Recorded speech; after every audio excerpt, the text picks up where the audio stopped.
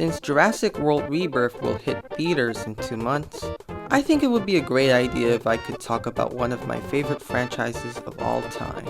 I will talk about the best moments I had with this franchise and, as in recent years, all of the worst things this franchise has done to itself.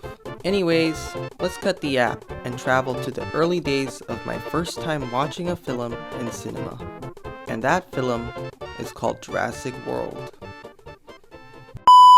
It's the year 2015. I remember my mom took both my little brother and I to the mall. I thought it was just a regular trip to the mall to buy some clothes or whatever.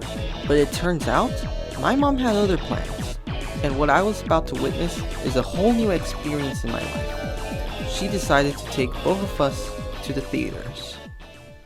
Now at the time, I didn't really know where she was taking us, as I was just a 6-year-old, so when she asked us what we wanted to watch, either the Minions, which I also watch, or Jurassic World.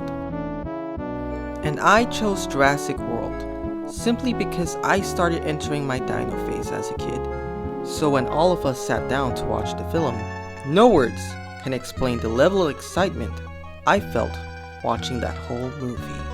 There was a lot to take in.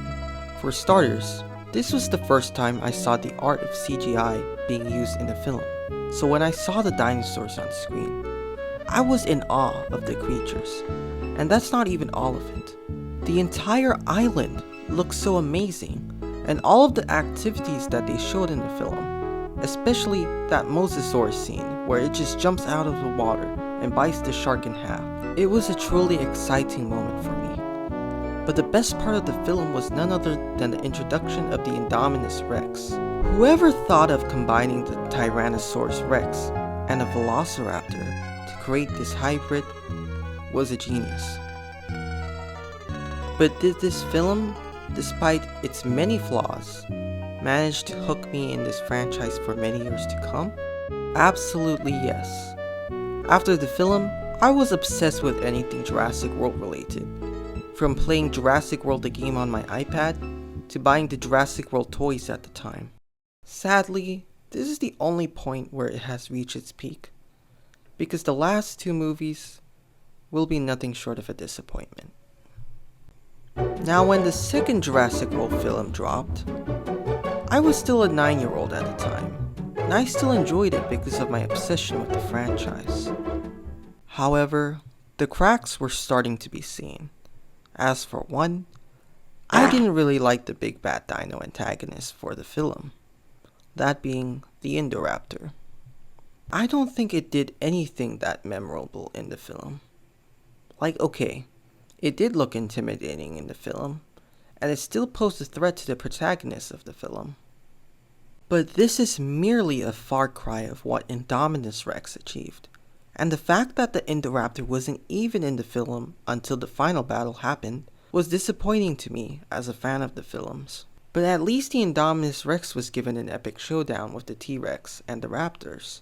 But the Indoraptor, claimed to be a very intelligent creature, somehow only fights against only one raptor, and still dies in the film. Also, another thing that I want to talk about is the inclusion of genetically modified humans, which I find very confusing as a dinosaur enthusiast. Like, what was the point of making genetically modified humans? Did it serve a purpose in the film? I don't think so. Does a franchise about dinosaurs need to include human clones to make people interested in the franchise again?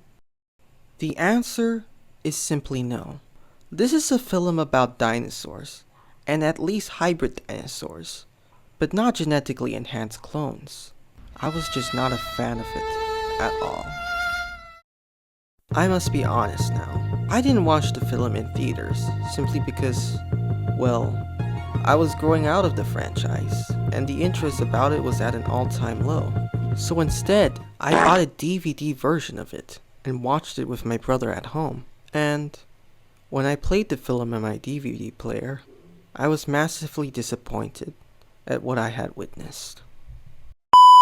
To me, as a fan of the franchise, not as some movie critic or anything like that, The movie felt all over the place, like there was no thought put in the making of this film. And I still was not a fan of the whole genetically modified human thing as one of the main plot lines in the film.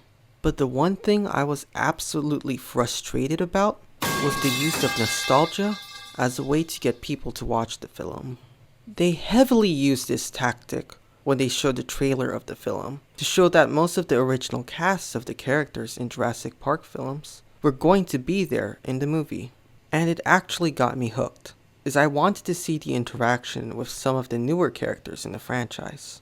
And it didn't make anything better when the main dino villain isn't even a villain, as it was just a regular dinosaur that was just doing what it does best: hunt and eat other animals. Not for fun like the Indominus Rex or the Spino, but it was just doing it for its own survival. Honestly, I don't blame how some people say that they've given up in the franchise, especially with how they have done things in the past few years.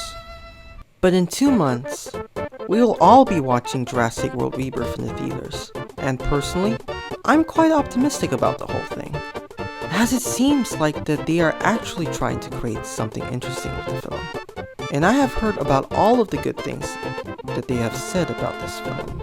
I am not really sure about the whole D-Rex thing, but I am excited for the other dinosaurs in the film.